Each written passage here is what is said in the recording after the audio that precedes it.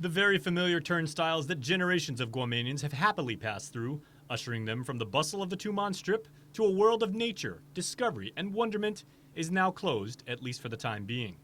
The Guam Zoo, owned and managed by Jimmy and Barbara Cushing, suffered significant damage at the hands of Typhoon Mawar 3 weeks ago. A sign silently resting above the facility indicated the closure while the substantial damages are being fixed, with the tenants tended to, all of them, that fly, crawl, swim, or perch.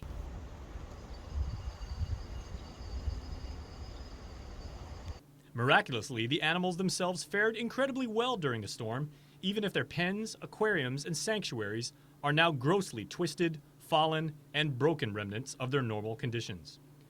Jimmy Cushing says while a laundry list of repairs are ongoing throughout the park, they're in desperate need of community contributions to help get them back to being a treasured island resource for kids of all ages. Right now we're working on getting some fundraising going, so we need support to financial support to, like do the trees and the what do you call the landscaping and stuff like that. Yeah. The cages, we have some bird cages that are damaged.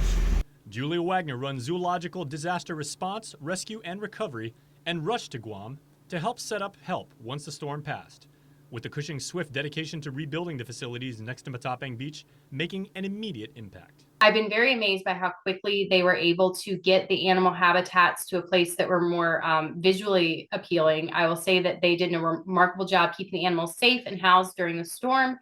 And a lot of the damage photos that we're seeing, those tend to be from outside of the zoo, where the debris that is currently in places between the perimeter and habitats. So they've done a lot of work to get those interior habitats and pathways cleared, which is what is allowing the animals to be safe in their environment. It's allowing Jimmy and Barbara to maintain that ongoing care that's required for animals. So to get the Guam Zoo and the Cushings the aid they need, along with the many members of the animal kingdom they care for, online resources are now available if you would like to help.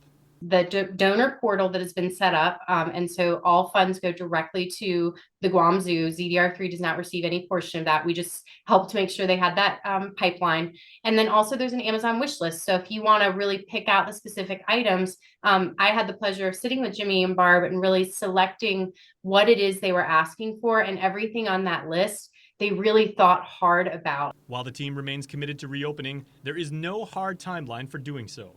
Still, Wagner says she's confident the Guam Zoo will be better than ever, being driven by love. But despite the hardship, it was a truly incredible environment. And then specific to Jimmy and Barb, I meet a lot of people in our industry. I'm really lucky to meet a lot of folks who have zoos all around the country. It is very amazing to see folks who have been doing it for the duration they have, to have the experience they have, and to see them get up and they're still doing it every single day.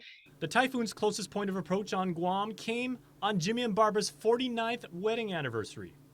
And true to their character, they stay focused on the road ahead.